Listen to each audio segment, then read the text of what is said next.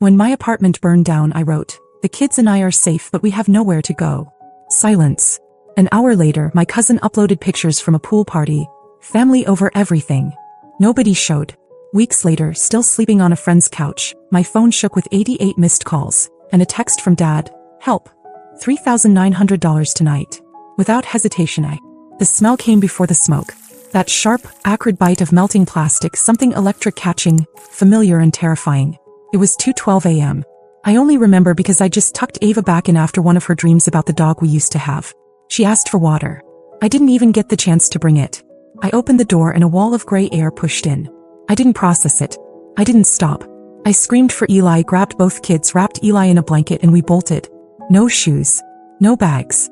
No time. People were already screaming upstairs. Someone was pounding on doors. I caught a glimpse of flames through the stairwell window.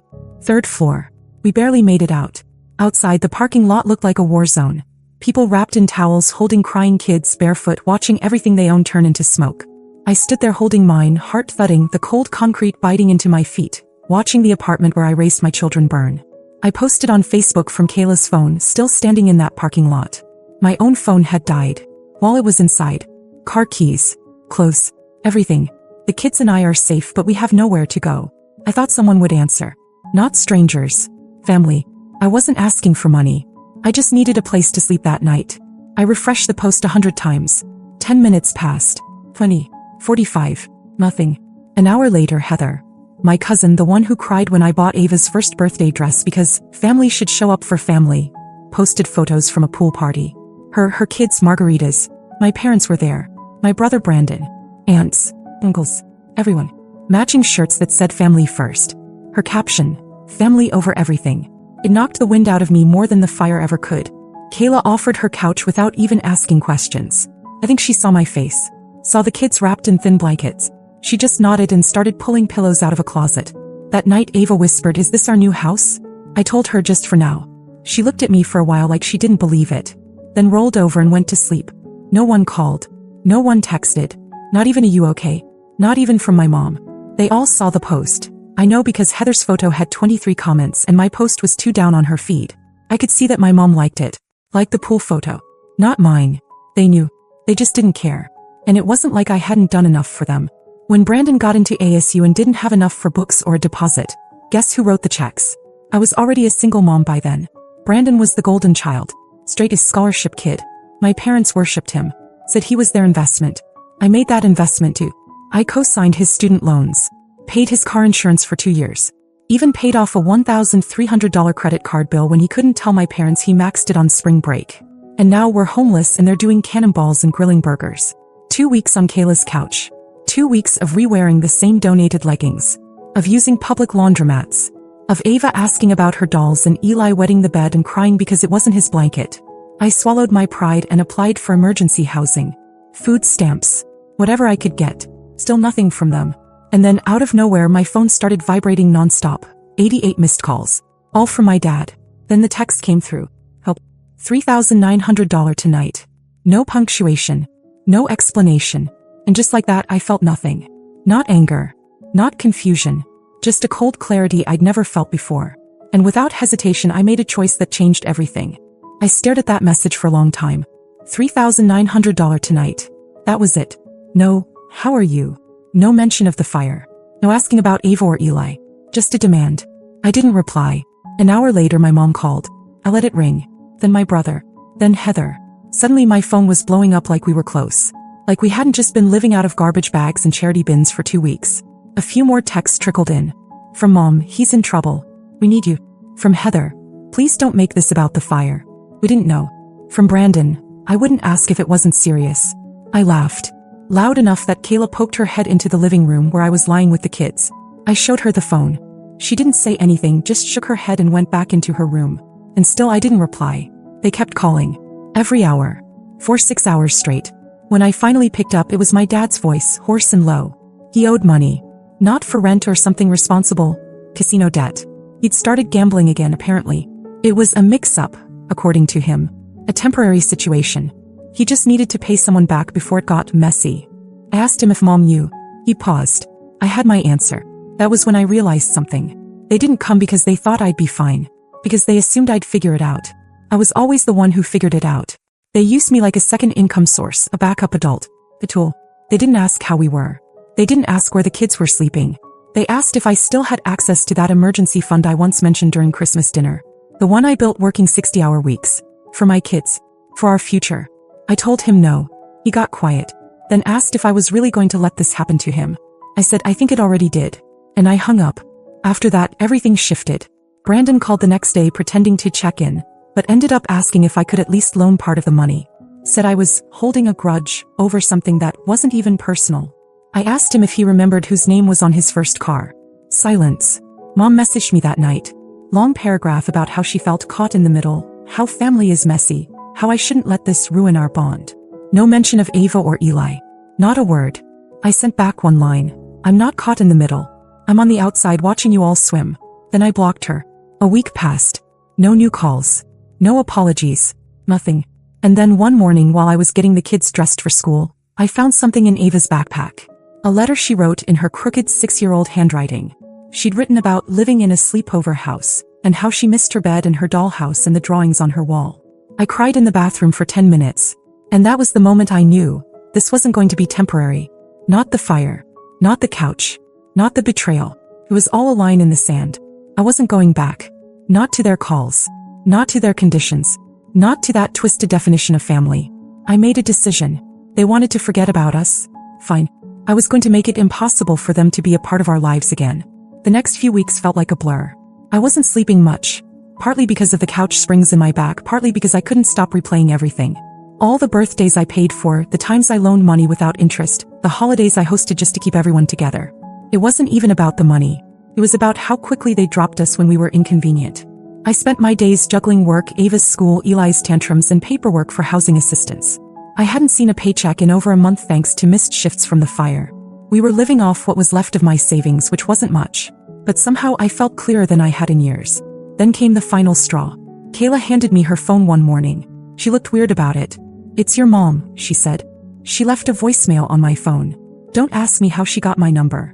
I listened. My mom said she was worried about the children, said she didn't understand why I was withholding them from their family, and ended with something that made my blood run cold. "We might have to talk to someone about custody. This isn't healthy for them." Custody. Like she was talking about furniture. That's when the switch flipped in me. I went cold. The kind of cold that doesn't crack. She wanted to make this about the kids. Fine. Let's talk about the kids. Let's talk about how Ava once sat in the hospital with a 103 fever and no one showed up. Let's talk about Eli's 3rd birthday, when they said they were too busy to drive across town. Let's talk about how not one of them offered a bed after our apartment burned down, but now they were worried about my parenting. I didn't call her back. I called a lawyer. I found a woman named Denise through a nonprofit for single mothers. She met me on a Sunday afternoon in a half-empty office above a thrift store. She didn't waste time. Told me exactly what I needed. Documentation, messages, proof of neglect, and how to get ahead of any false claims. I pulled out everything. Texts, call logs, the missed calls that only came after my dad needed money, the voicemail, the Facebook post, the silence that followed. Denise looked me dead in the eye and said, they wouldn't stand a chance. That night, I wrote a message in the family group chat. I didn't want ambiguity. I didn't want them twisting anything. I wrote, this is the last time I'll speak to any of you directly. You made your choices. You abandoned me and my children when we needed you most. I'm no longer part of this family and neither are they. Don't contact us again. Then I left the chat. Brandon tried calling. Twice. Then a text. You're really gonna blow everything up over this? No. I wasn't blowing things up. They were already ashes.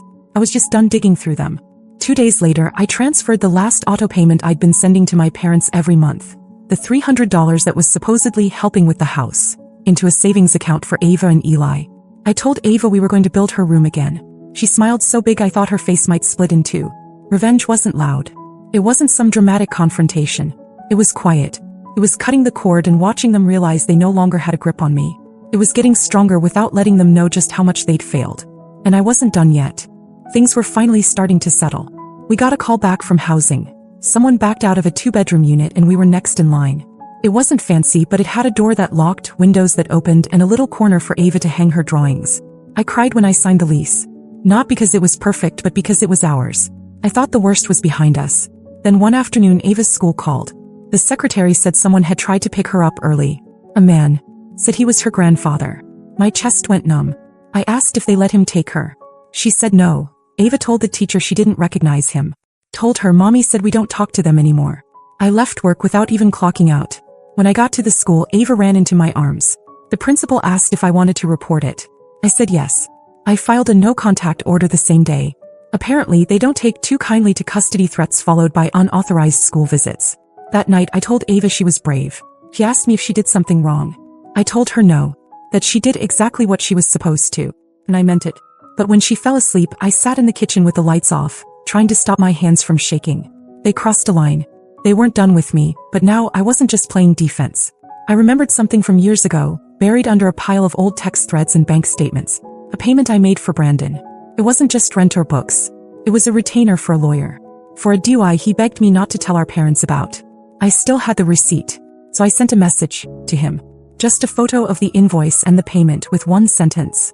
I wonder what your new employer would think of this. I didn't get a reply, but 2 days later I got a letter. Certified mail. From my parents. A handwritten note. We didn't mean to scare you. We just wanted to help. Maybe we can come visit the kids soon. We've been talking and we think a clean slate would be good for everyone. It would have been laughable if it wasn't so sick. Clean slate? They tried to snatch my daughter from school like she was a backpack they forgot to grab on the way out. I didn't respond, but I did take the letter to Denise. She read it, took a deep breath and said, "They're getting desperate. Don't flinch." I didn't.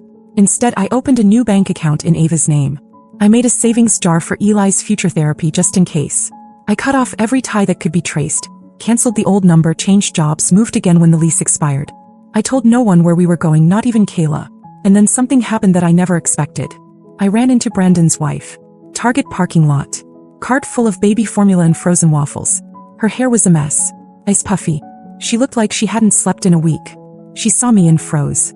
I nodded. She stepped closer and said, "You were right. That's it." Didn't ask for forgiveness. Didn't try to explain. Just those 3 words. And then she walked back to her car and drove away. I stood there for a long time watching her taillights disappear. I should have felt smug. I didn't. I felt done. Like this whole thing had finally burned itself out. But there was still one thing left I needed to do before I could move on completely. Ava was coloring at the table when I did it. Just sitting there with her crayons and her humming and her little mismatched socks. Eli was asleep on the couch, drooling into his new Spider-Man pillow. Me. I was holding my phone, hovering over the last link I had to any of them. The family group photo. The one they used for every holiday card, birthday slideshow, and smug post about generations of love. I was in it, off to the side holding Ava as a baby, wearing the same sweatshirt I slept in during my 2nd trimester. It was taken right after Brandon's college graduation. The one I paid for. I knew that smile. It was the kind you wear when you're holding a secret grudge, like a gift you're too polite to return. I deleted it. Then I opened my laptop and pulled up the email I'd been avoiding for months. The automatic tuition payment for Brandon's master's program. Another thing I'd stupidly offered to help cover when he said it would change everything for his future. I'd been paying $200 a month for over a year. I canceled it. And when the confirmation screen popped up, I whispered, "That's your inheritance, kids." Ava didn't even look up. She was too busy drawing stars around a stick figure family that only had 3 people in it. That night, I sat them both down and told them we were going to take a little trip. Just us. No phones, no work, no drama. I had a little bit saved, and I figured if I could survive a fire, betrayal, and a near kidnapping, I deserved a weekend with a view. We drove upstate. Found a cabin. Fed ducks. Roasted marshmallows. I watched Ava teach Eli how to skip rocks. They giggled until sunset. And for the first time in months, my chest didn't feel like it was carrying bricks. The moment we got back, though, karma kicked the door in. Heather emailed me. A forward from my dad's lawyer. They were suing me. Not for custody. Not even for money. For defamation. Apparently word got around. Someone Brandon worked with saw an old Reddit post I made. Anonymous, of course. About family betrayal.